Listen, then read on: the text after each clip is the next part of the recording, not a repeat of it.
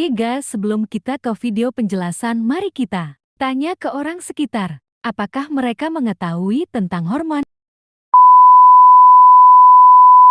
Ini ada orang, coba kita tanya ya. Maaf agak bising guys. Ini sih kak, boleh tahu namanya nggak? Kakak mau ikut challenge nggak? Kalau kakak tahu apa itu hormon, kakak dapat 50.000. Apa ya? Nggak tahu nggak? Maaf, paling gagal. Nah, ini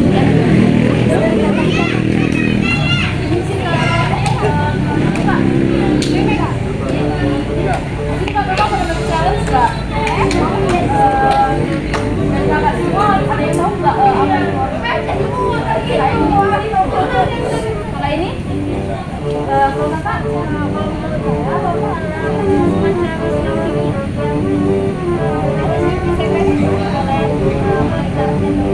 yang berfungsi sebagai koordinasi cadangan manusia. Nah, kalau kakak bisa berhasil menjawab satu pertanyaan lagi, kakak bakal dapat 100.000. Pertanyaannya, kakak tahu nggak apa komponen-komponen penyusun hormon? Kalau untuk penyusun komponen hormon, ya sistem hormon, pastinya hormon. Jadi suka entarnya. Karena kakak belum bisa menjawab lengkap, jadi kakak cuma dapat 50.000. ternyata jawabannya kurang guys. Jadi cuma dapat 50.000. Kasih semua. Lanjut ke orang lain. Kak, oh iya? Ya, boleh kenalan nggak? Boleh. Namanya siapa? Sarah, Dina. Sila. Di sini saya ada punya challenge. Kakak mau ikut nggak? boleh. Boleh apa tuh? Challenge apa? Di sini saya mempunyai 3 pertanyaan. Jika kakak bisa menjawab, kakak akan dapat 100.000. Mau nggak? Boleh. Lumayan buat beli bakso. Ya. Pertanyaannya itu, kakak tahu nggak hormon yang dihasilkan dari kelenjar endokrin dan tempatnya itu di mana? Kalau itu Sila tahu nggak? Kurang tahu. Sarah tahu? Oh, boleh. Kelenjar endokrin itu namanya hipofisis. Hipofisis itu berada di hipotalamus, bagian organ otak. Oke, jawabannya benar. Pertanyaan selanjutnya itu, kelenjar hipofisis itu dibagi menjadi 3 berdasarkan letaknya. Kalau kakak tahu, coba sebutkan. Kalau itu, aku tahu. Ini hipofisis itu dia berdasarkan letak itu kan ada 3. Jadi ada yang bagian depan namanya core, terus ada bagian belakang posterior, sampai bagian tengah intermediate. Gitu. Pertanyaan yang terakhir itu, hormon yang dihasilkan di hipofisis bagian depan itu apa aja? Hormon yang dihasilkan itu ada 5. BH, TSH, ACTH, GTH, dan prokol. Kurang latih.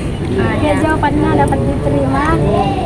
Orang kakak berhak mendapat 100.000. Terima kasih. Makasih ya. Oke, makasih ya Kak. Bakso mantap nih.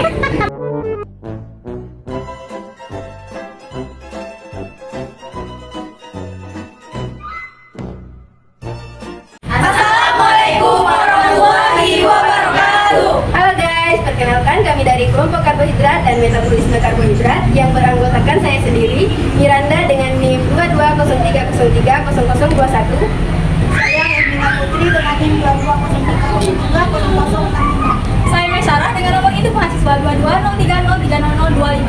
Saya Sarah Desta Panita dengan nomor induk mahasiswa 2203030053. Saya Lili Samosir dengan NIM 22030303051. Saya Febriansa, NIM 2203030067. Saya Rizky Kumorang dengan NIM 2203030033. Saya Silwati dengan NIM 2203030023.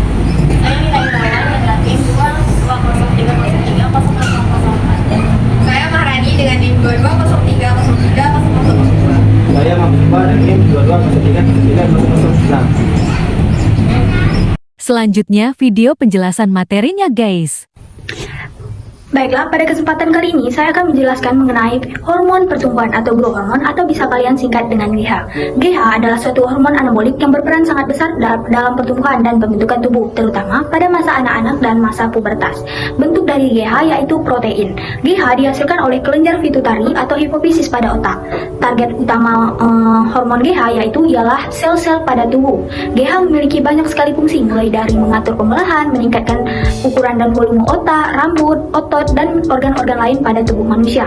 Selain itu, mengatur metabolisme karbohidrat dan lemak, memelihara fungsi otak dan jantung, menjaga kesehatan otak dan tulang, dan memperkuat daya tubuh manusia. Cara kerja hormon pertumbuhan dimulai dengan pelepasan hormon oleh hipotamus, kemudian memicu kelenjar pituitari anterior untuk melepaskan hormon pertumbuhan ke dalam aliran darah. Hormon tubuh di mana ia berinteraksi dengan reseptor yang ada pada berbagai jaringan. Kekurangan dari hormon GH yaitu perawakan pendek atau kerdil, gangguan kesehatan, terhambatnya pertumbuhan, dan gangguan metabolisme. Dampak dari tubuh anak jika kelebihan hormon GH yaitu gigantisme, yaitu kondisi di mana ukuran tulang dan tubuh terlalu tinggi atau besar. Sedangkan pada tubuh orang dewasa, jika kelebihan hormon GH yaitu akromegali, tingginya hormon pertumbuhan yang dapat menyebabkan ukuran tangan, kaki, bahkan wajah menjadi lebih besar dari ukuran normalnya. Tangan, kaki, bahkan wajah menjadi lebih besar dari ukuran normalnya, biasanya disebabkan oleh kelenjar pituitari. Saya akan melanjutkan materi, yaitu materi saya tentang TSH atau thyroid stimulating hormone, atau sering kita kenal sebagai hormon pemicu kelenjar tiroid. TSH ini terletak di bagian bawah otak. TSH ini juga bekerja dengan mengatur produksi dan pelepasan hormon tiroid, yaitu hormon triiodothyronin dan tiroksin oleh kelenjar tiroid. Ketika kadar hormon tiroid di dalam darah menurun, kelenjar pituitari akan meningkatkan produksi TSH. TSH kemudian merangsang kelenjar tiroid untuk menghasilkan dan melepaskan lebih banyak hormon tiroid ke dalam darah yang terletak di bagian otak bagian bawah. Kelenjar pituitari ini menghasilkan TSH sebagai respon terhadap sinyal dari hipotalamus, yaitu bagian otak yang mengatur fungsi endokrin. Fungsi utama dari TSH ini adalah untuk merangsang kelenjar tiroid untuk menghasilkan dan melepaskan hormon tiroid ke dalam darah. Hormon tiroid ini memiliki peran penting dalam mengatur metabolisme tubuh, pertumbuhan, perkembangan, dan fungsi organ-organ lainnya. Secara struktural, TSH berbentuk protein yang terdiri dari dua subunit, yaitu subunit alfa dan subunit beta. Subunit alfa ini merupakan bagian yang sama dengan hormon-hormon pituitari lainnya, sedangkan subunit beta yaitu khusus untuk TSH. Terutama TSH adalah kelenjar tiroid itu sendiri. TSH berkaitan dengan reseptor pada sel-sel tiroid, merangsang produksi dan pelepasan hormon tiroid. Hormon tiroid kemudian akan beredar ke seluruh tubuh, mempengaruhi berbagai organ dan jaringan. Adapun kelebihan dari TSH ini tidak terlalu umum, namun dalam beberapa kasus, gangguan pada kelenjar pituitari atau hipotalamus dapat menyebabkan produksi TSH yang berlebihan. Kelebihan TSH dapat menyebabkan kelenjar tiroid membesar atau sering kita sebut gondokan dan menghasilkan terlalu banyak hormon tiroid yang dikenal sebagai hipertiroidisme.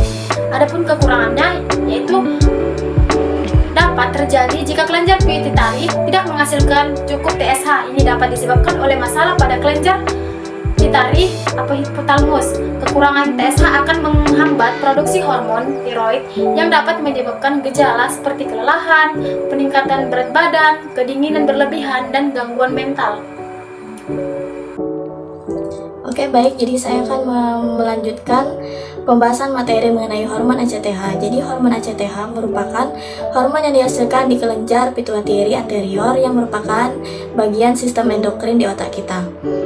Cara kerja dari hormon ACTH ini yaitu ketika kelenjar pituitari menerima sinyal dari hipotalamus untuk meningkatkan produksi kortisol, maka hormon pelepas yaitu hormon kortikotropin atau CRH ini dilepaskan oleh hipotalamus. Nah, CRH ini kemudian merangsang kelenjar pituitari untuk menghasilkan dan mengeluarkan ACTH ke dalam aliran darah. Nah, hormon ACTH kemudian melakukan perjalanan ke korteks adrenal dan merangsang produksi kortisol. Hormon ACTH ini dihasilkan dalam bentuk preprohormon dalam sel-sel pituitari. Preprohormon ini kemudian dipecah menjadi hormon yang aktif yang terdiri dari 39 asam amino. ACTH ini diproduksi di dalam sel-sel kelenjar pituitari anterior atau yang bagian depan dan diatur oleh sinyal dari hipotalamus yang menghasilkan hormon pelepasan untuk merangsang pelepasan ACTH. Fungsi utama dari hormon ACTH ini adalah untuk mengatur produksi kortisol. Nah, apa itu kortisol? Jadi, kortisol itu merupakan hormon steroid yang penting dalam mengatur metabolisme tubuh, respon inflamasi, dan juga stres. Hormon ACTH juga memiliki peran dalam produksi androgen dan hormon lainnya oleh korteks adrenal. Organ target utama untuk hormon ACTH ini adalah korteks adrenal yang ada di ginjal kita. Korteks adrenal ini bertanggung jawab untuk menghasilkan kortisol.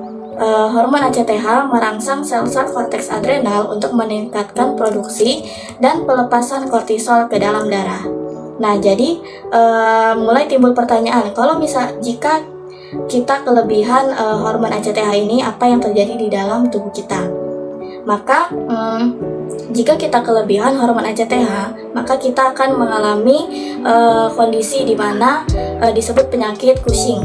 Jadi penyakit Cushing ini dapat disebabkan oleh tumor di kelenjar pituitari yang memproduksi ACTH secara berlebihan atau tumor di organ lain yang menghasilkan kortisol secara berlebihan. Nah, apa gejalanya? Jadi gejala dari penyakit Cushing ini termasuk peningkatan berat badan, pembekakan pada wajah, lalu ada peningkatan tekanan darah, kulit tipis dan mudah memas, serta peningkatan resiko infeksi. Nah, yang tadi kelebihan. Jika kita kekurangan hormon ACTH ini juga tidak baik bagi tubuh kita dan akan menyebabkan penyakit yang disebut penyakit Addison. Jadi penyakit Addison ini disebabkan oleh kerusakan atau gangguan pada korteks adrenal. Jika kita kekurangan hormon ACTH, maka akan mengakibatkan produksi kortisol yang rendah yang dapat menyebabkan yang pertama ada kelemahan otot, lalu mudah kelelahan, penurunan tekanan darah, adanya peningkatan pigmen kulit, lalu penurunan nafsu makan dan juga gangguan elektrolit dan juga gangguan elektrolit. Sekian materi dari saya lanjutkan, saya serahkan ke teman saya. Luteinizing hormone atau LH adalah hormon yang diproduksi di kelenjar pituitari. Hormon ini adalah bagian penting dari siklus menstruasi. Nah, LH bekerja sama dengan hormon perangsang folike atau FSH yang merangsang folike ovarium untuk menghasilkan sel telur. Hormon luteinizing atau LH diproduksi oleh kelenjar pituitari anterior dalam sistem endokrin tubuh manusia. Ini adalah salah satu dari beberapa hormon yang dikendalikan oleh mekanisme umpan balik negatif dalam sistem reproduksi. Fungsi hormon LH pada wanita. LH berperan penting dalam siklus menstruasi yang umumnya berlangsung selama 4 minggu. Salah satu hormon menstruasi ini menjalankan peran yang berbeda dalam 2 minggu pertama, yakni menstimulasi folikel di ovarium atau indung telur untuk memproduksi hormon seks wanita yang disebut estradiol. Baiklah, di sini saya akan melanjutkan penjelasan mengenai bentuk, organ target, serta kelebihan dan kekurangan dari hormon luteinizing atau yang biasa disebut sebagai LH. Bentuk LH adalah hormon protein yang dikenal dari rantai 2 polipeptida yang disebut subunit alfa dan subunit beta. Bentuk aktif dari LH ini terbentuk ketika kedua subunit ini bergabung.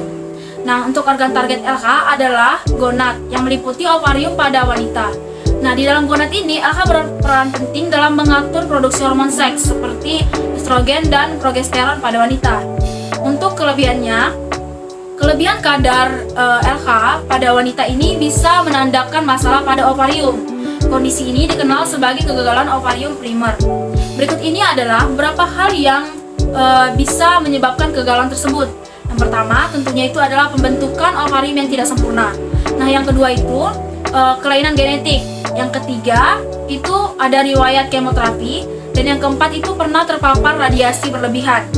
Selanjutnya itu ada kekurangannya. Kekurangan kadar LH pada wanita ini bisa menandakan terjadinya kegagalan ovarium sekunder.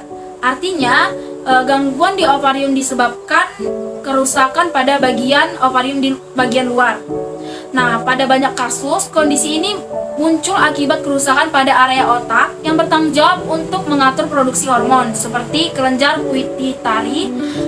Kadar LH yang kurang dari normal juga menjadi tanda gangguan makan seperti pada malnutrisi. Follicle stimulating hormone atau FSH adalah hormon yang diproduksikan dan disekresikan oleh kelenjar pituitari anterior yang terdapat di otak. FSH ini cara kerjanya pada pria yaitu dengan merangsang produksi sperma dan mengatur produksi hormon seksual, terutama testosteron.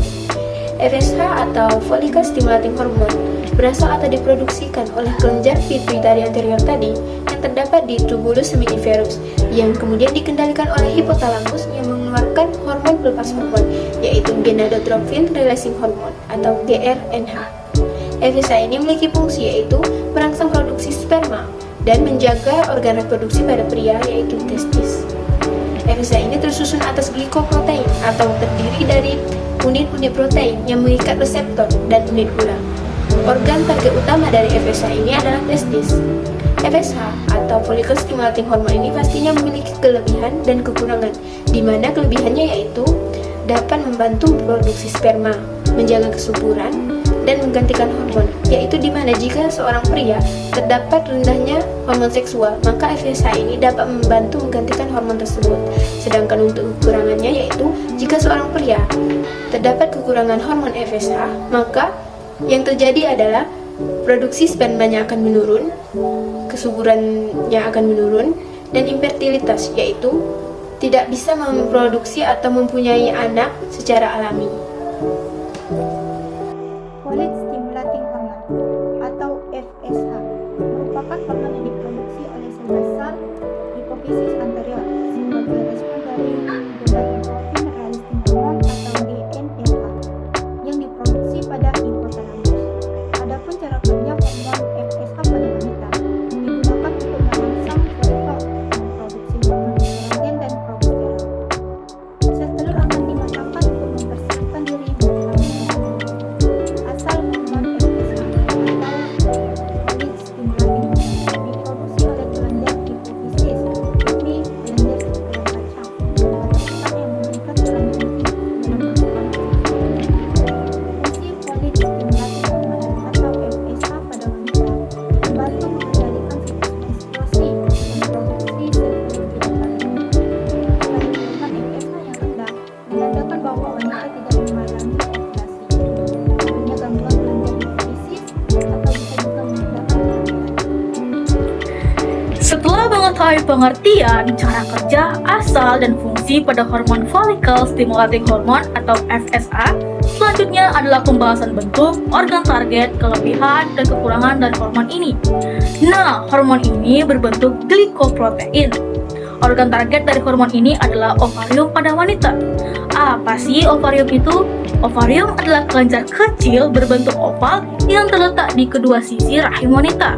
Secara umum, ovarium memproduksi dan menyimpan sel telur atau ovum, serta membuat hormon yang mengontrol siklus menstruasi dan kehamilan pada wanita. Kadar hormon FSH yang rendah menandakan bahwa wanita tidak mengalami ovulasi atau adanya gangguan pada kelenjar hipofisis dan bisa mengakibatkan kemandulan pada wanita. Sedangkan kelebihan hormon FSH ini bisa terjadinya kanker atau tumor pada ovarium wanita. ICSH atau interstitial stimulating hormone atau hormon perangsang sel interstisial adalah hormon yang terkait dengan sistem reproduksi manusia. Berikut ini penjelasan singkat mengenai materi ICSH. Pengertian: ICSH adalah hormon yang diproduksi oleh kelenjar hipofisis anterior yang berperan dalam merangsang pertumbuhan dan aktivitas sel-sel interstisial di dalam testis.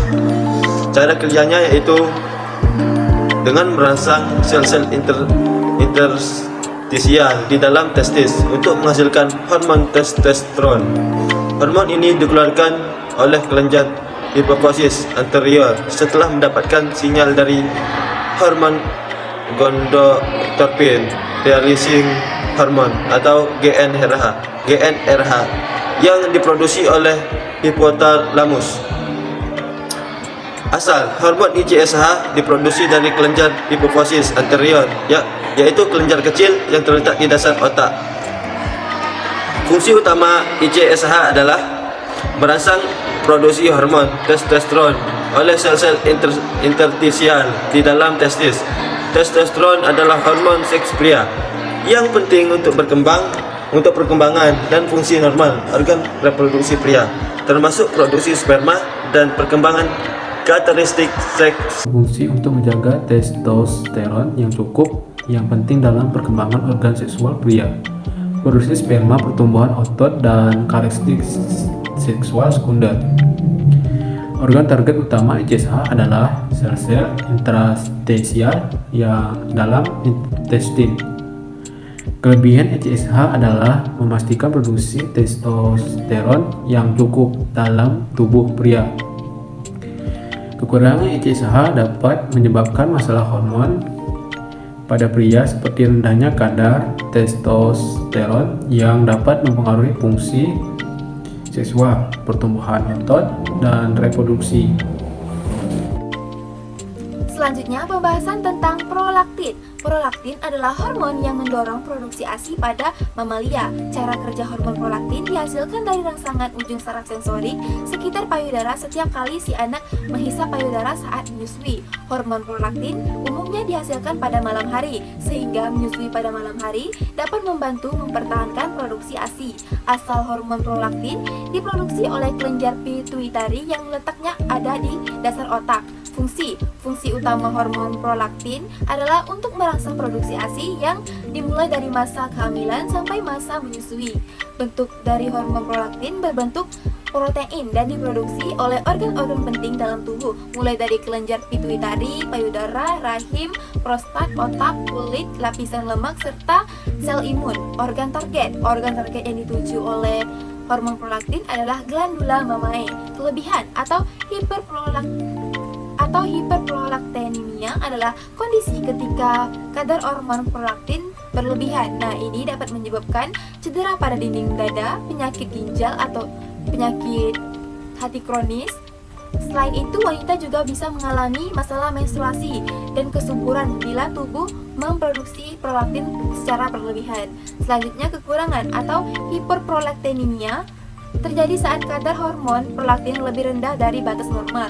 Nah, ini dapat menyebabkan kekebalan tubuh pada wanita itu melemah sehingga dapat terserang berbagai penyakit dengan mudah. Sekian pembahasan materi dari saya. Pemaparan dari kami. Terima kasih yang telah menyaksikan. Semoga video ini bermanfaat. Jangan lupa di like, komen, dan subscribe ya teman-teman semua. Wassalamualaikum warahmatullahi wabarakatuh.